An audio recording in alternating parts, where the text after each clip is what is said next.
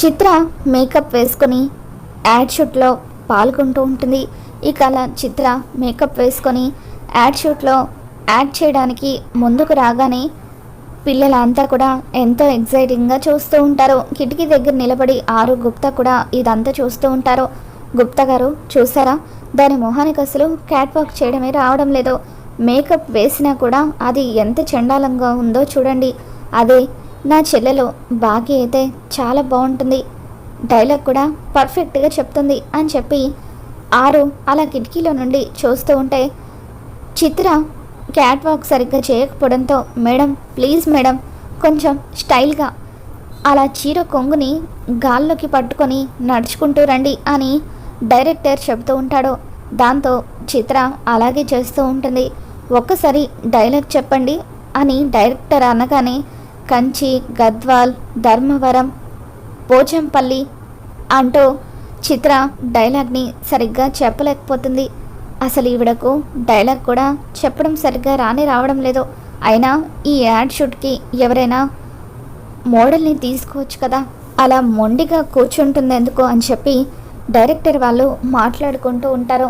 ఇంకప్పుడు పక్కనే ఉన్న కెమెరామెన్ బాగి అక్కడే నిలబడి ఉండడంతో బాగి వైపు చూస్తూ సార్ ఒక్కసారి ఆ అమ్మాయిని చూసారా, మనం మోడల్ కోసం ఎక్కడా వెతకాల్సిన అవసరం లేదు, ఇదిగో మోడల్ ఇక్కడే ఉంది, ఆ అమ్మాయిది ఫోటోజెనిక్ ఫేస్ సార్, ఆ అమ్మాయిని కనుక ఈ యాడ్ షూట్లో యాక్ట్ చేస్తే ఖచ్చితంగా ఈ యాడ్ చాలా పెద్ద హిట్ అవుతుంది అని చెప్పి ఆ కెమెరామెన్ అంటూ ఉంటాడు.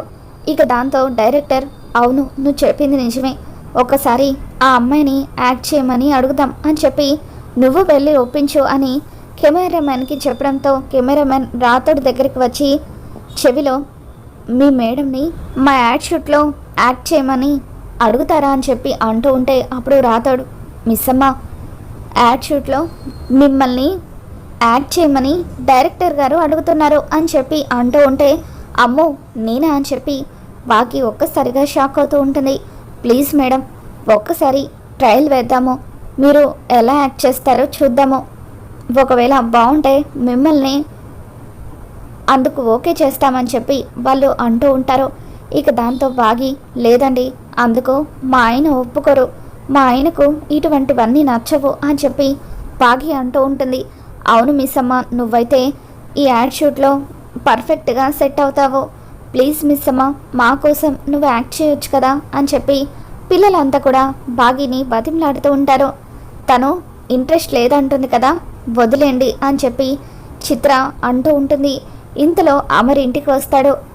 బాగి యాడ్ షూట్లో యాక్ట్ చేయడానికి నాకు ఎటువంటి అభ్యంతరం లేదు అని చెప్పి అమర్ అనగానే అందరూ ఒక్కసారిగా షాక్ అవుతారు. మిస్ అమ్మ డాడీ ఎటువంటి అభ్యంతరం లేదని చెప్పారు కదా, మరి ఇంకేం ఆలోచిస్తున్నావు, వెళ్ళు మిస్ అమ్మ త్వరగా వెళ్ళి రెడీ అయ్యిరా ప్లీజ్ అని చెప్పి పిల్లలు అంటూ ఉంటే సరే అని చెప్పి బాగి వెళ్ళమంటారా అని అమర్ వైపు చూసి సాగి చేసి అడుగుతూ ఉంటుంది. అమర్ వెళ్ళమని చెప్తాడు. దాంతో బాగి లోపలికి వెళ్ళి అందంగా పట్టు చీర కట్టుకొని నగలు వేసుకొని మేకప్ వేసుకొని కెమెరా ముందుకి వస్తుంది. వావ్ సూపర్ మేడం లుక్ అదిరిపోయింది అని చెప్పి డైరెక్టర్, కెమెరామెన్ వీళ్ళందరూ కూడా అంటూ ఉంటారు. ఇప్పుడు మీరు అలా నడుచుకుంటూ రండి అని చెప్పి డైరెక్టర్ చెప్పడంతో బాగి ఆ పట్టు చీరను ప్రమోట్ చేస్తూ నడుచుకుంటూ వస్తూ డైలాగ్ చెప్తూ ఉంటుంది.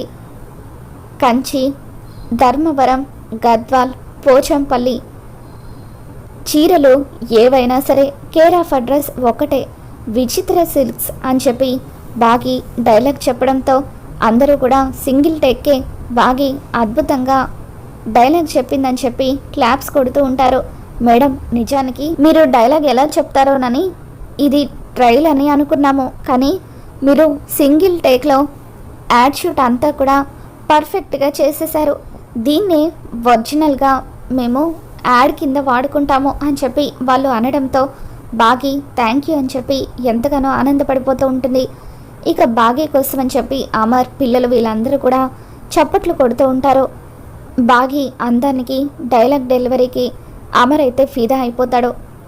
ఇక అలా అందరూ కూడా బాగిని పొగుడుతూ ఉంటే ఇదంతా చూస్తున్న చిత్రకి ఒళ్ళు మండిపోతూ ఉంటుంది. రేపటి నుండి మీ హోర్డింగ్స్ ఈ సిటీ మొత్తంలో పబ్లిష్ కాబోతున్నాయని చెప్పి వాళ్ళు చెబుతూ ఉంటారు. దాంతో చిత్ర చా అసలు ఈ బాగి నాకు రావాల్సిన ఛాన్స్ని కొట్టేసింది. సిటీ అంతా కూడా నా హోర్డింగ్స్ ఉండాలి, అంతేకాని ఈ బాగి హోర్డింగ్స్ ఉండడం ఏంటి? ఆ బిజినెస్ నాదైనప్పుడు ఫొటోస్ కూడా నావే ఉండాలి కదా అని చెప్పి చిత్ర కోపంతో రగిలిపోతూ ఉంటుంది. ఇక అలా డైరెక్టర్ వాళ్ళు, పిల్లలు వీళ్ళందరూ కూడా బాగీని పొగుడతారు. చిత్ర కోపంగా గదిలోకి వెళ్ళిపోవడంతో వినోద్ కూడా చిత్రతో పాటే వెనకాలే వెళ్ళిపోతాడు. చూసారా గుప్తా గారు, నా చెల్లెలు ఎలా అదరగొట్టేసిందో అని చెప్పి ఆరు కూడా చప్పట్లు కొడుతూ ఆనందపడిపోతూ ఉంటుంది. బాగి గదిలోకి వచ్చిన తర్వాత అమర్ బాగి కోసం ఎదురు చూస్తూ ఉంటాడు. అప్పుడు బాగి అమర్ దగ్గరికి వచ్చి అమర్ని చూసి భయపడిపోయి వెళ్ళిపోతూ ఉంటే బాగి ఇలా రా అంటూ అమర్ బాగి చేయి పట్టుకొని లాగుతాడు. దాంతో బాగి కంగారు పడిపోతూ ఉంటుంది. ఏమండి, నేను కావాలని ఆ యాడ్ షూట్లో యాక్ట్ చేయలేదండి, అనుకోకుండా అలా జరిగిపోయింది, మీకు నా మీద ఏమైనా కోపం ఉందా అని చెప్పి బాగి అంటూ ఉంటే మాట్లాడుకు అంటూ అమర్ తను తీసుకువచ్చిన ఉప్పు మిరపకాయలతో బాగీకి దిష్టి తీస్తూ ఉంటాడు. అలా దిష్టి తీస్తూ బాగీ వైపు ప్రేమగా చూస్తూ ఉంటే అమర్ చూపిస్తున్న ప్రేమకి బాగీ కూడా ఆనందపడిపోతూ ఉంటుంది.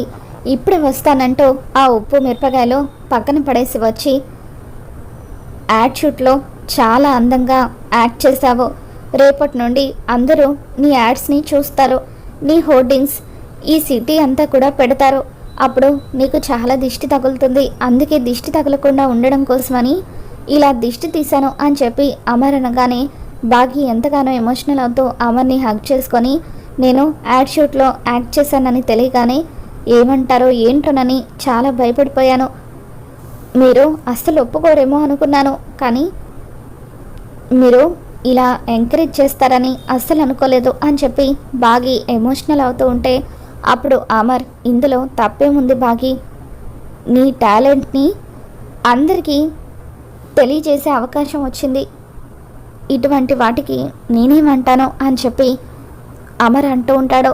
అయినా నీలో టాలెంట్ ఉంది కాబట్టి ఆ టాలెంట్ని డైరెక్టర్ గుర్తించి చిత్రని కాదని నిన్ను యాడ్ షూట్లో యాక్ట్ చేయమని అడిగాడు అని చెప్పి అమర్ అంటూ ఉంటాడు. త్వరగా వెళ్ళి ఫ్రెష్ అయ్యి కిందకి రా అని చెప్పి అమర్ అనడంతో అలాగే అండి అని చెప్పి బాగి కిందకి వస్తుంది. ఇక తర్వాత రోజు ఉదయాన్నే రాఖీ పండుగ కావడంతో ఇంట్లో ఉన్న పిల్లలందరూ కూడా రాఖీలు కట్టుకుంటూ ఉంటారు.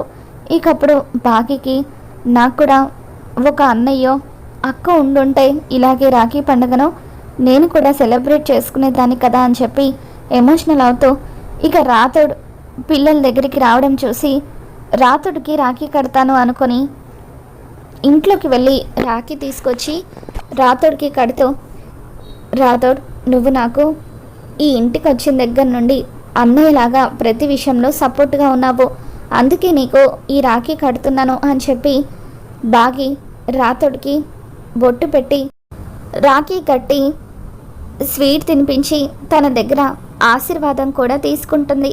దాంతో బాగి రాతోడికి రాఖీ కట్టినందుకు తను చాలా ఎమోషనల్ అవుతాడు.